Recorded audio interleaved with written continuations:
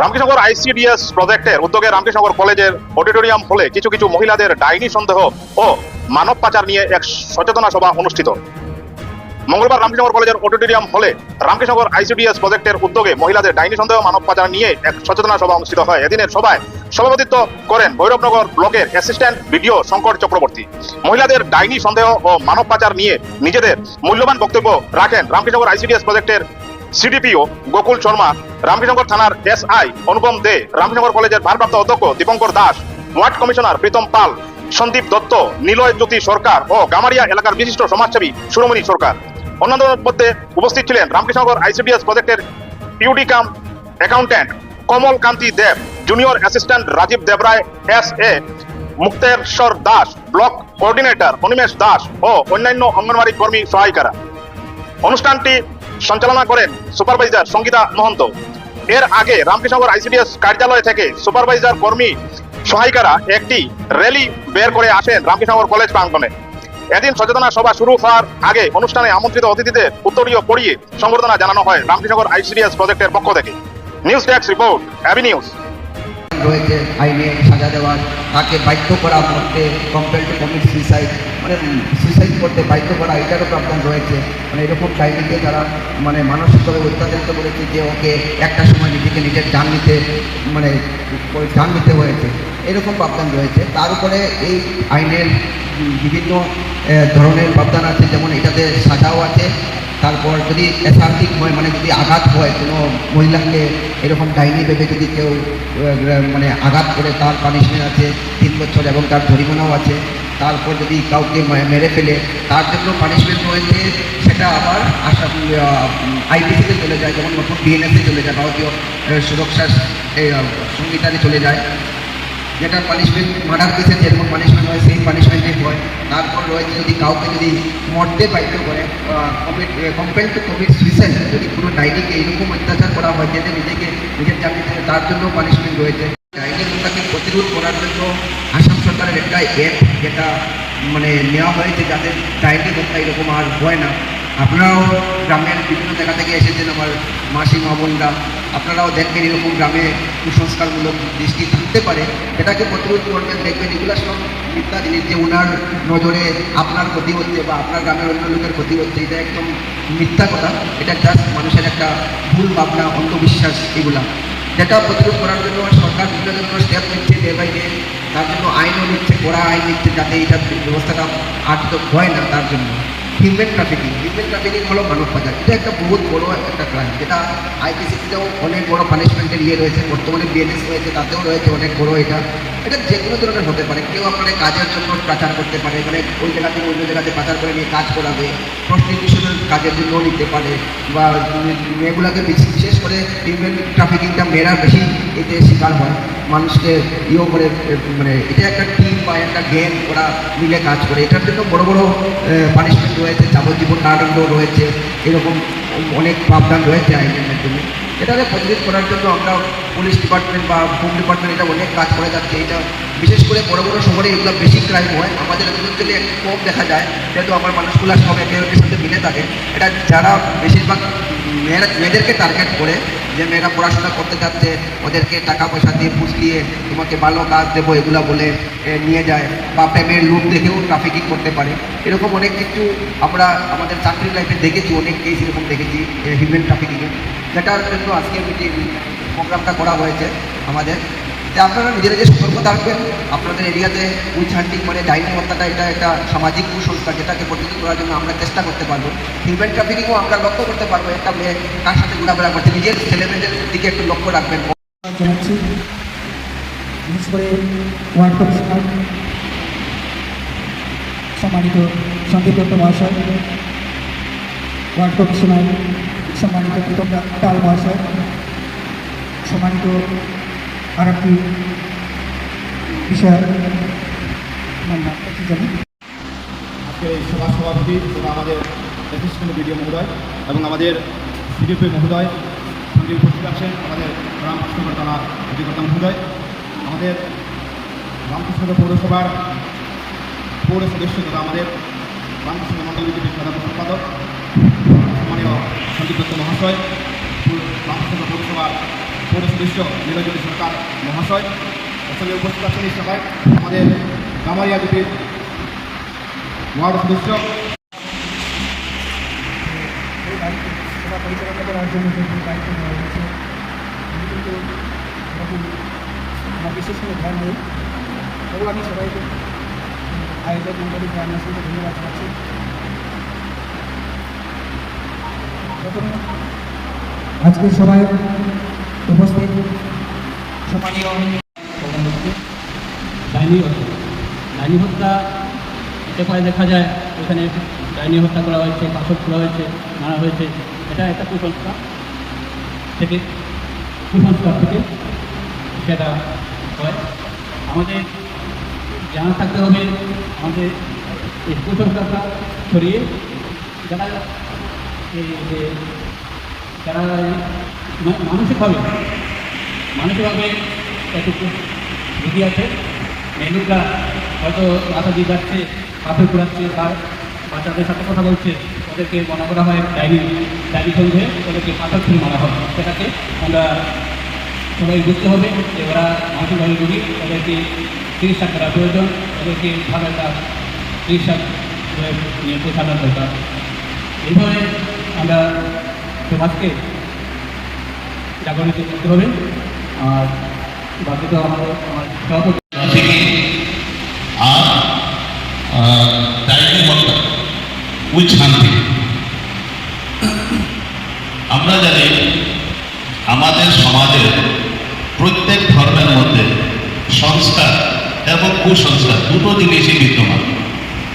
সংস্কার হচ্ছে যার মধ্যে যুক্তি আছে, যার মধ্যে লজিক আছে, যাকে এক্সপ্লেন করা যাবে, সেটা হচ্ছে সংস্কার। কুসংস্কার যেটা, যার কোনো ভিত্তি নেই, যাকে কোনো লজিক দিয়ে আপনি এস্টাবলিশ করতে পারবেন না, সেটা হচ্ছে কুসংস্কার। তো আমরা অনেক ক্ষেত্রেই কুসংস্কারের বশবর্তী হয়ে আমরা অনেক কাজ করে থাকি, যে কাজগুলো সমাজের জন্য অনেক ত্রুটি বিচ্যুতি সমাজকে নিচের দিকে টেনে নিয়ে যায়। তো আমরা সেই কুসংস্কার থেকে যদি আমরা সমাজকে মুক্ত করতে চাই, তাইলে সমাজের কোণে কোণে যদি সেই ইনফরমেশন পৌঁছাতে চাই, তাহলে আপনাদের সহযোগিতা একান্ত দরকার। তো আপনারাই একমাত্র মাধ্যম, যাতে সমাজের প্রতিটি কোণে কোণে এই কুসংস্কারটা যে আমরা বর্জন করতে পারি। সজাগতা সভার মূল বিষয়বস্তু হয়েছে which hunting and human trafficking. দুইটা শব্দ ইংলিশে আছে। আমরা অঙ্গনওয়াড়ি ভাই বোনদের সুবিধাতে আমি বলতেছি উইচ হান্টিং হচ্ছে ডাইনি হত্যা। এখন ডাইনি কি? ডাইনি আমরা কাকে বলবো? আমাদের প্রধান প্রশ্ন হচ্ছে, গ্রামে একজন লোক পাগলামি করতেছে, একজন মহিলা পাগলামি করতেছে, তাকে কি আমরা ডাইনি বলবো? কারণ মানুষ বিভিন্ন কারণে মানসিক বিকারগ্রস্ত হতে পারে, কিন্তু আমরা তাদেরকে ডাইনি বলতে পারি না।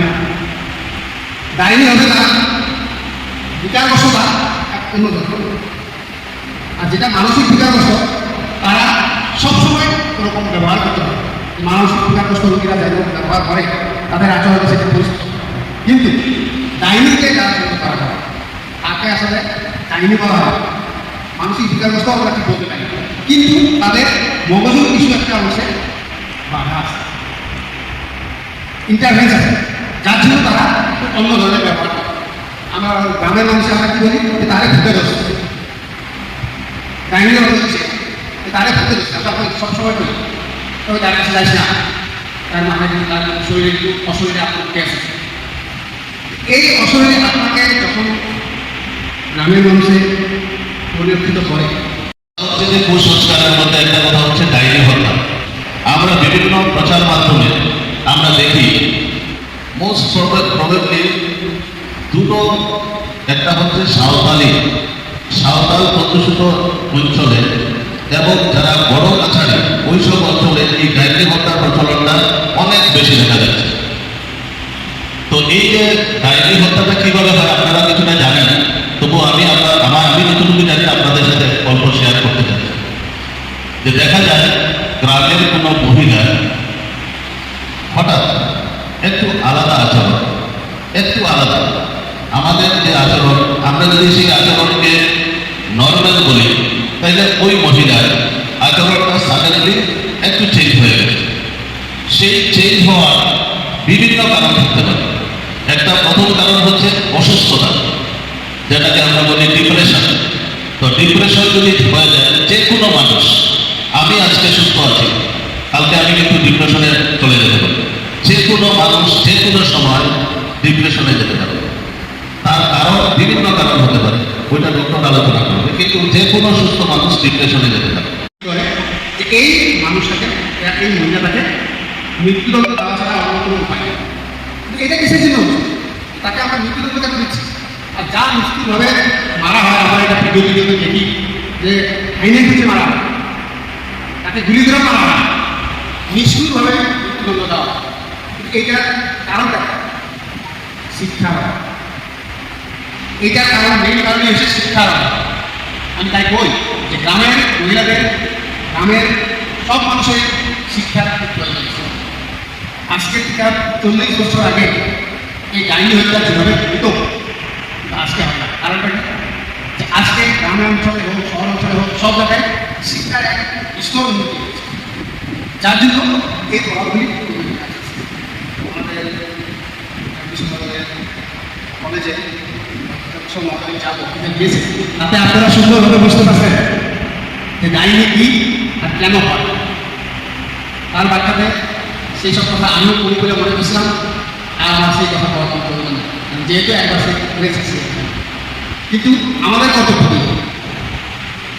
আমাদের কর্তব্য হল গ্রামের অশিক্ষিত লোকদের বোঝানো। প্রাক মুহূর্তে আপনারা এক সজাগতা র্যালি করে এখানে আপনারা উপস্থিত হয়েছেন। যে অ্যাওয়ারনেস ক্যাম্প আজকে এখানে হচ্ছে, সভাপতি মহোদয় তার বিস্তারিত বিবরণ আমাদের সম্মুখে উনি তুলে ধরেছেন যে ডাইনি হত্যা যে কুসংস্কার, সামাজিক ব্যাধি, আর এই সামাজিক ব্যাধিকে সমাজ থেকে কীভাবে চিরতরে নির্মূল করা যায়, তার জন্য আপনারা আজ যে অ্যাওয়ারনেস ক্যাম্পের আয়োজন করেছেন। আর তার জন্য আপনারা সমাজের মধ্যে তার আর প্রভাব কীভাবে বিস্তার করা যায়, তার জন্য আপনারা এই র্যালি করে এখানে আপনারা এসেছেন।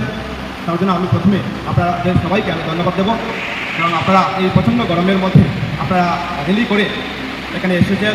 সমাজের মধ্যে আপনারা একটা মেসেজ দিয়েছেন যে ডাইনি হত্যা একটা কুসংস্কার, সামাজিক ব্যাধি, সেখান থেকে আমাদের বেরিয়ে আসতে হবে।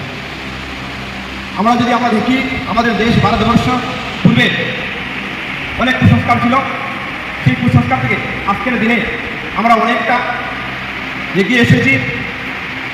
আজকের দিনে আমাদের সমাজের মধ্যে সামাজিক কুসংস্কার বা সামাজিক এই যে কুসংস্কার নামক যে ব্যাধি আছে, সেখান থেকে আমরা অনেকাংশে আমরা উন্নত হয়েছি। আজকে সভায় উপস্থিত আমার দিদিরা, আপনাদেরকেও আমি সবাইকে অশেষ ধন্যবাদ জানাচ্ছি। বিশেষ করে আমি দেখতে পেয়েছি আপনারা অনেক দূর থেকে এই প্রচণ্ড রোদের মধ্যে, গরমের মধ্যে আপনারা যে সুন্দরভাবে রেডি করে এখানে এসেছেন, তার জন্য অশেষ ধন্যবাদ জানাচ্ছি আপনাদেরকে। আজকের এই সভা যে বিষয়বস্তু, এটা অত্যন্ত গুরুত্বপূর্ণ একটা বিষয়, সত্যি অত্যন্ত গুরুত্বপূর্ণ। আমি বলছি আমরা 21 শতাব্দীতে বসবাস করছি। এই বিজ্ঞানের যুগে এত উন্নতি আমরা করছি, আরও উন্নতি আমরা করব, আরও এগিয়ে যাব, কিন্তু আমরা যেন এখনও সেই 200 বছর আগে চিন্তাধারায় আছি। আজ থেকে 200-300 বছর আগে আমাদের সমাজে নারী দাহ মতো একটা প্রথা প্রচলিত ছিল, আমরা সবাই জানি। কিন্তু ধীরে ধীরে সেই প্রথা বিলুপ্ত হয়েছে, এখন নেই বললেই চলে। কিন্তু আমাদের সমাজে এই যে ডাইনি হত্যা এবং কিডন্যাপিং, যে মানব পাচারের মতো অত্যন্ত নিন্দনীয়, অত্যন্ত গর্বিত কাজ আমাদের সমাজে ঘটে যাচ্ছে। হয়েছে ডাইনি হত্যার বিষয়ে সভাপতি মহোদয় বলেছেন যে কীভাবে একটা পরিবারকে বা একটা পরিবারের একজন মায়েদের তার নজর করেছে বলে এই বাড়ির সন্তানের জ্বর হয়েছে বা এই বাড়ির সন্তানটা মারা গিয়েছে, একটা সামাজিক কুসংস্কার। আর এই কুসংস্কারের বলি হচ্ছেন একজন মা বা একজন দিদি, উনি বলি হচ্ছেন, বলি হয়ে ওনাকে মেরে দেওয়া হয়। তো আমাদের সমাজ থেকে এ ধরনের যে কুসংস্কার, সেটাকে সরাতে হবে। আর সেখান থেকে সেই কুসংস্কার সরাতে গেলে প্রথমে সেখানে কী করতে হবে? আমাদের শিক্ষার বিস্তার সেখানে ঘটাতে পারে। যত বেশি শিক্ষার বিস্তার যে জায়গায় গিয়ে ঘটবে সেখান থেকে সামাজিক কুসংস্কার সেটা অতি দ্রুত গতিতে সেটা নির্মূল হবে। আমি মনে করি আজকের দিনে আমাদের ভারতবর্ষের প্রত্যেক জায়গায় প্রত্যেকটা অঞ্চলে শিক্ষার আলো বিস্তারিত হয়েছে। গ্রাম থেকে গ্রামে, শহর থেকে শহরে উচ্চশিক্ষায় মানুষ শিক্ষিত হচ্ছেন। তার দরুন সামাজিক এই যে কুসংস্কার অনেক নির্মূল হয়েছে। আর আপনারা আজ এই যে সবাই আপনারা উপস্থিত হয়েছেন, আমি মনে করি আপনাদের মাধ্যমে এই অঙ্গনাদির মাধ্যমে একটা শিশুকে সেই তার শৈশব কাল থেকে আপনারা তাদের এই শিক্ষার আলো আপনারা দেখান, আপনারা তাদের সঠিক দিশা দেখান। আপনাদের মাধ্যমে সেই শিক্ষা নিয়ে ধীরে ধীরে শিশু তার উচ্চ শিক্ষার দিকে সে অগ্রগতি হয়। তো আপনারা সমাজের জন্য অনেক কিছু করছেন, পরিশ্রম করছেন, কিন্তু ছোটো শিশুকে আপনারা বিদ্যালয়ে নিয়ে তাদের বিদ্যালয় করার জন্য আপনাদের প্রয়াস করছেন। আর সেই প্রয়াসের জন্য আস্তে আস্তে ধীরে ধীরে আমাদের দেশ থেকে যে সামাজিক কুসংস্কারগুলো নির্মূল হচ্ছে।